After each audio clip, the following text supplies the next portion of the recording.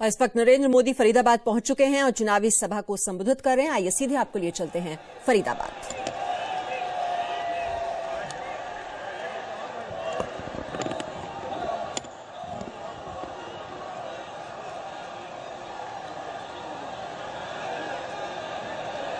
भारत माता की। मंच पर विराजमान मंत्री परिषद के मेरे साथी श्री कृष्णपाल गुर्जर जी, बहन डॉक्टर सुधा यादव जी, हमारे पूर्व सांसद श्रीमान रामचंद्र बैदा जी,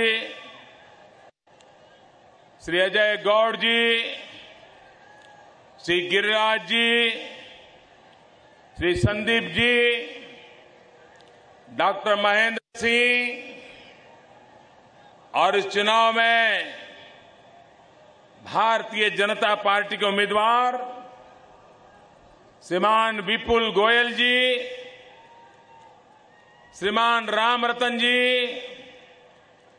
श्रीमान दीपक मंगला जी, श्री नयनपाल रावत जी, श्रीमान यशवीर डागर जी, बहन सीमा त्रिखा जी, श्री मूलचंद शर्मा जी, श्री हर्ष कुमार जी, श्री राजेश नागर जी और विशाल संख्या में पधारे हुए फरीदाबाद के प्यारे मतदाता भाइयों और बहनों,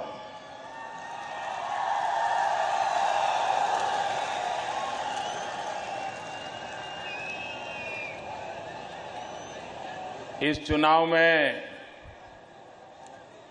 ये मेरा दूसरा दौरा है। हरियाणा के चारों कोने में मैं जाके आया हूं और इसलिए मुझे लगता है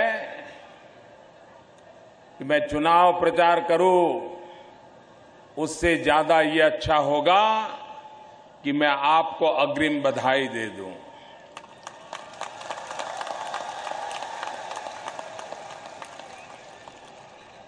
मैंने लोकसभा के चुनाव में भी हरियाणा का ऐसा मिजाज नहीं देखा था जो मैं इस चुनाव में देख रहा हूं।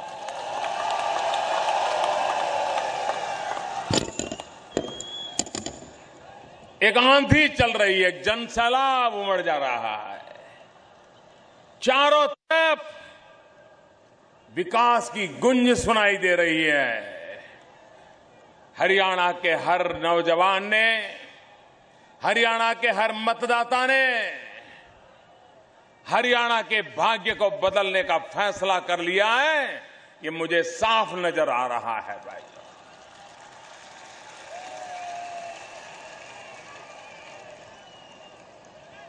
आपातकाल के बाद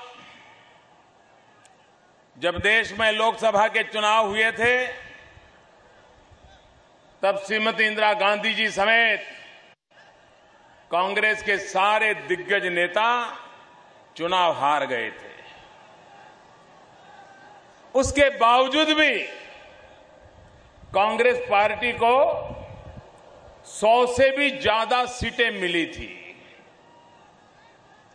इस बार लोकसभा के चुनाव में कांग्रेस 50 सीट तक पहुंच नहीं पाई, 50 सीट तक नहीं पहुंच पाई।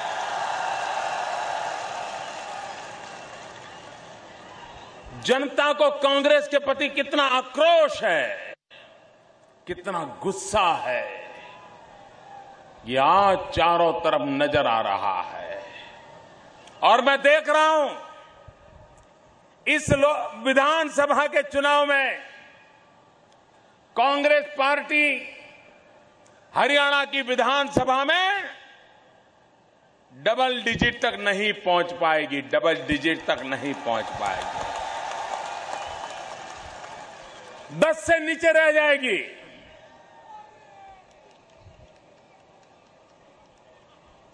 और इसका कारण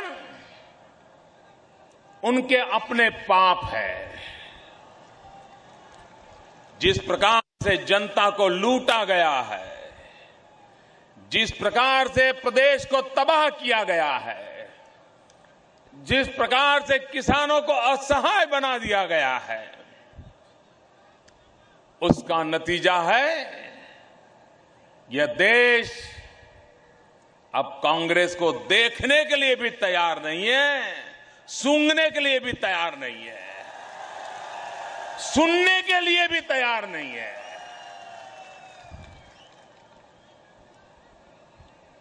भाइयों बहनों, यह हमारे फरीदाबाद का यह हाल क्यों हुआ?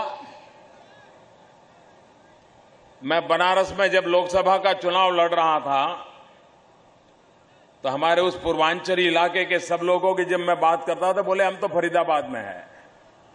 बहुत बड़ी मात्रा में पूर्वांचल के लोग यहां पर रोजी रोटी कमाने के लिए आए हुए हैं। फिर मैंने पूछा वापिस क्यों आए हो?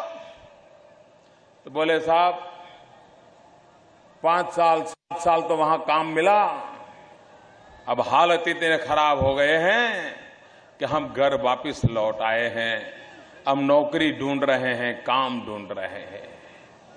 ये फरीदाबाद का ऐसा हाल कैसे हो गया भाई? हरियाणा की औद्योगिक कैपिटल, हरियाणा औद्योगिक विकास में फरीदाबाद के कारण पहचाना जाता था। कहीं से भी कोई नौजवान रोजी रोटी के लिए आ जाए तो 2-4-6 दिन में हरियाणा में कोई न कोई काम मिल जाता था, फरीदाबाद में भी काम मिल जाता था, छोटा मोटा काम मिल जाता था, भूखे रहने की नौबत नहीं आती थी। आज उस फरीदाबाद से लोगों को अपने घर वापसी हो रही है, नौकरियां छूट रही हैं, नौजवान बेरोजगार हो रहा है। दिल्ली से फरीदाबाद पास में है, दिल्ली से फरीदाबाद बहुत पास है, लेकिन अगर चंडीगढ़ में अगर कोई ऐसी सरकार बैठ गई तो मोदी दिल्ली से फरीदाबाद भी नहीं आ सकता है। वो कुछ भेजना चाहे तो भेज नहीं सकता है, आपका भला चाहे तो भला नहीं कर सकता है। मुझे चंडीगढ़ में जाकर के उनकी परमिशन लेनी पड़ेगी, क्योंकि भारत का संघीय ढांचा है। भाइयों बहनों, आप चाहते हो हरियाणा का विकास हो, आप चाहते हो हरियाणा का विकास हो, आप चाहते हो हरियाणा के नौजवानों को रोजगार मिले, आप चाहते हैं यहां का इंडस्ट्री एकदम तेज तर्रार आगे बढ़े, आप चाहते हैं यहां इंडस्ट्री को बिजली मिले, आप चाहते हैं यहां इंडस्ट्री को गैस मिले, आप चाहते हैं जो रोजगार कर रहे हैं उनको पूरा काम का पैसा मिले, आप चाहते हैं कामदारों को अस्पताल की अच्छी सुविधा मिले, आप चाहते हैं कामदार के बच्चों को पढ़ने की व्यवस्था मिले। अगर ये आप चाहते हो तो भारतीय जनता पार्टी इसको पूरा करने के लिए आपको भरोसा देती है। भाइयों,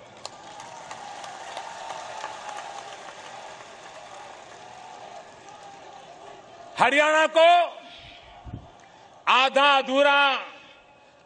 अधूरा फैसला मत करना, कोई गलती मत करना भाइयों, वरना लोग आ पड़ेंगे, अब जाति के नाम पर बात करेंगे, अब सिंपैथी गेन करने के प्रयास करेंगे, आंसू बहाएंगे, 2-2, 3-3 पीढ़ियों को याद करेंगे, न जाने क्या क्या खेल खेलने वाले हैं आने वाले 7 दिन में। लेकिन आप तो अपने मन में एक ही बात रखना, हरियाणा का भाग्य बदलेगा तो आपका भाग्य बदलेगा। को मुक्ति दिलानी है और इसलिए मुझे आशीर्वाद चाहिए आप लोगों के। हमारी माताओं बहनों का क्या हाल है, क्या करके रखा है हरियाणा का हाल? हरियाणा में 1000 बेटे पैदा होते हैं तो उसके सामने 875 कन्याएं पैदा होती हैं। 1000 का गांव होगा तो उस गांव में हर पीढ़ी के 125 नौजवान कंवारे रह जाएंगे, कन्या ही नहीं मिलेगी। क्यों? क्योंकि हमने कन्याओं को मां के गर्भ में ही मार दिया, भ्रूण हत्या का पाप किया है। कन्या को जन्म का अधिकार नहीं दिया है हमने। क्या ये संस्कारिता है? क्या ये सभ्यता है? क्या ये सरकारें हैं? बहुत पीड़ा होती है भाइयों बहनों। हम 21वीं सदी में जी रहे हैं, हम 18वीं शताब्दी में नहीं जी रहे हैं। जब दूध पीती करने का परंपरा चलती थी, हमको बेटी को मां के गर्भ में ही मार दे रहे हैं। यह कलंक से हरियाणा को बाहर निकलना। हिंदुस्तान के जो 15 जिले हैं जो सबसे हालत खराब है, उसमें 9 जिले हरियाणा के हैं मेरे भाइयों बहनों। क्या मेरे माताओं बहनों से मैं पूछना चाहता हूं, क्या बेटी को जन्मने का अधिकार है कि नहीं है? बेटी को जन्मने का अधिकार है कि नहीं है माताएं बहनें? इन बेटी को जन्मने से क्यों रोका जा रहा है? और इसलिए इस स्थिति को मुझे बदलना है।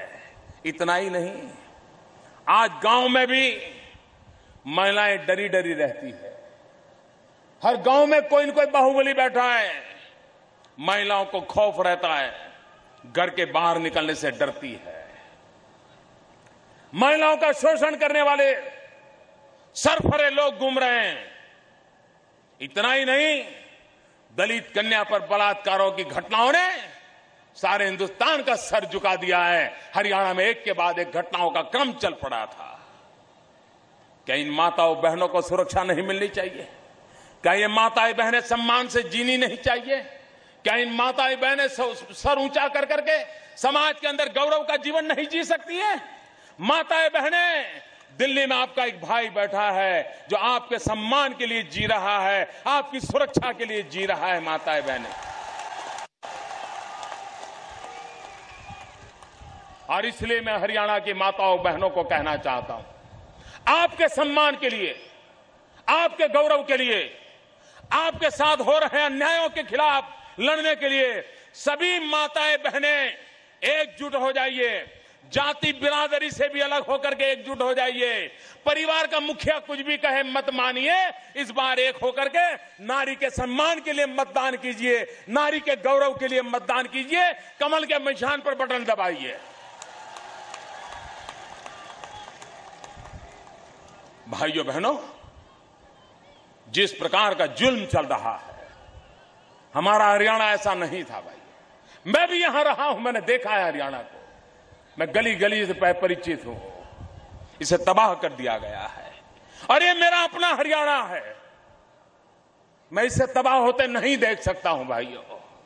और इसलिए मैं हरियाणा की जनता को प्रार्थना करने आया हूं, क्या ये हरियाणा में एक स्थिर सरकार चुनिए, मजबूत सरकार चुनिए, पूर्ण बहुमत के साथ सरकार चुनिए। भारतीय जनता पार्टी के कंधों पर जिम्मेवारी डालिए।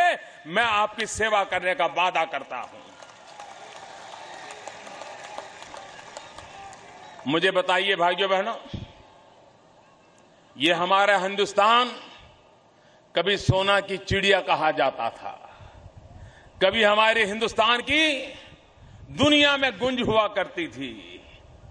लेकिन आजादी के बाद कभी दुनिया में हिंदुस्तान की गुंज सुनी क्या? सुनी क्या? आजादी के बाद कोई हिंदुस्तान की ओर देखता था क्या? जरा बताइए ना, देखता था क्या? कोई हिंदुस्तान को पूछता था क्या? किसी को हिंदुस्तान का महत्व दिखता था क्या? और आज अमेरिका में भी हिंदुस्तान का डंका बज रहा है कि नहीं बज रहा है? आप बताइए, बज रहा है कि नहीं बज रहा है? जापान में हिंदुस्तान का डंका बज रहा है नहीं बज रहा है? दुनिया हिंदुस्तान की चर्चा करने लगी है कि नहीं लगी है? दुनिया के बड़े दिग्गज नेता हिंदुस्तान की मुलाकात लेने के लिए आना शुरू हुए कि नहीं हुए हैं? ये बदलाव कैसे आया? अमेरिका में हिंदुस्तान का डंका क्यों बजा? क्यों बजा? क्यों बजा भाइयों? क्यों बजा?